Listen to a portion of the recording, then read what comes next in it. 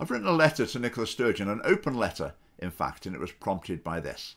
The only personal experience I can bring to bear on this is, years I've spoken about this publicly when I had a miscarriage and being in a hospital around that, and one of the most upsetting and traumatic experiences of my life, and trying to imagine how much more upsetting that would have been had I had to go in or leave that hospital and walk past images of fetuses on placards. So, that's the only personal experience I can bring to bear, but that personal experience gives me some insight into how deeply distressing that must be for not just women accessing abortion services, but women accessing a whole range of different services.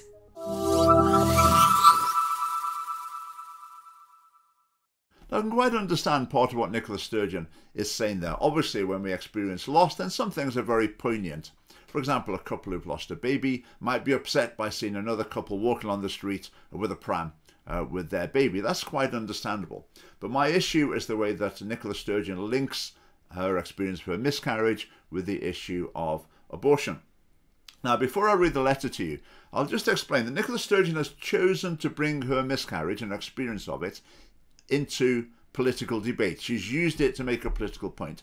Now, when she's made that decision, that therefore means it must be acceptable for people who disagree with her to challenge her reasoning in her political argument. So if Nicola Sturgeon had not chosen to bring her miscarriage into a political debate, I wouldn't be talking about it now.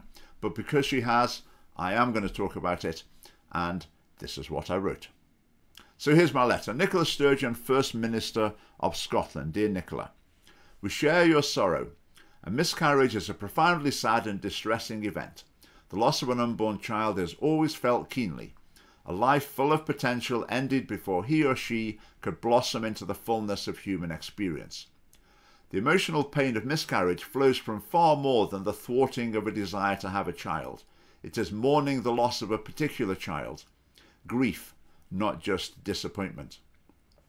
These sentiments belie attempts to label the fetus as a mere clump of cells or pregnancy matter. If the new life within really could be dismissed by these reductive terms, a miscarriage would induce no more mourning than, say, having one's appendix removed. Fetus is a term we use for a stage of human life and development, like baby or teenager. From our common understanding of the tragedy of the loss of an unborn life, we invite you to reflect on your stance on abortion. You mourn the loss of your own unborn child, yet enthusiastically promote the killing of the unborn through your government's policies. 13,815 lives ended last year. Every life lost through abortion is as much a tragedy as your miscarriage. Abortion is a grave moral evil, as the value of innocent human life is absolute. All human life is precious, from the First Minister to the most unexceptional of us. Cherished or neglected, valued or rejected, healthy or sick, male or female, regardless of race, sexuality, nationality, religion or age, through all stages of human development.